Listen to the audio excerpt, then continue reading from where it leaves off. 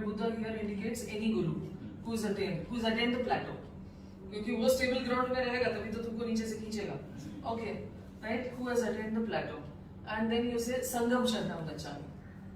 Okay, तो जहाँ पे गुरु सीधा आपके हाथ पकड़ के खींचने के लिए नहीं है हो सकता है, या जहाँ पे आपके पास धर्म के समझ के लिए भी लोग नहीं है, समझाने के लिए इंसान चाहिए, पहाड़ में बैठ के अपने आप से समझने के लिए भी बहुत मेहनत होता है.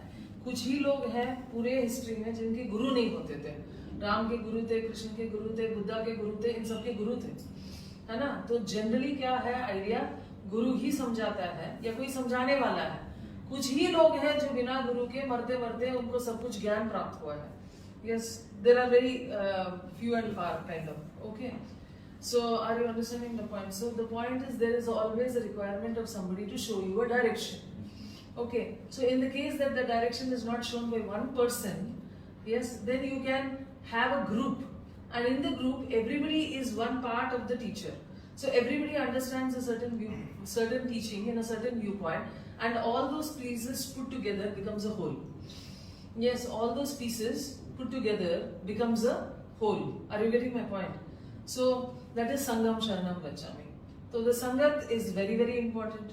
Yes, so always in India there is a profound understanding of the Sangha in different religions. Yes, everybody has the Satsang or the Sangat in Punjabis, or the Sangha in Buddhism, or all this actually depends. So the masses in Christianity, when they do mass prayers, in the Muslim religion, they get together and they do namaz. As a mass, it is considered more profound. The basic idea is, as a group, when you get together, the kind of energy that is transmitted to everybody.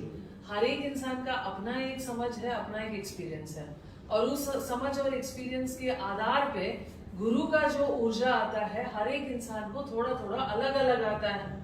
और सब लोग जब एक दूसरे को respect करना पड़ता है.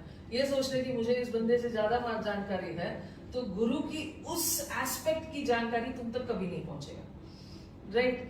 एक इंसान सब कुछ जान ले तो वो गुरु हो गया, है ना.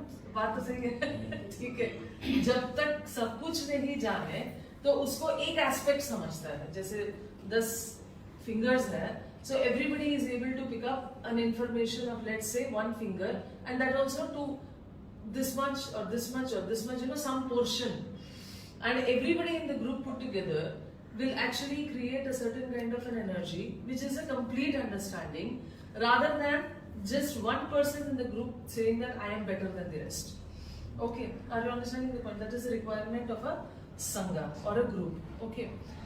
So group practices are given more importance in the sense, until you become that one Buddha who can sit in silence also and imbibe everything from the teacher without making an effort, without actual conversation between the Guru and the Shishya. Okay.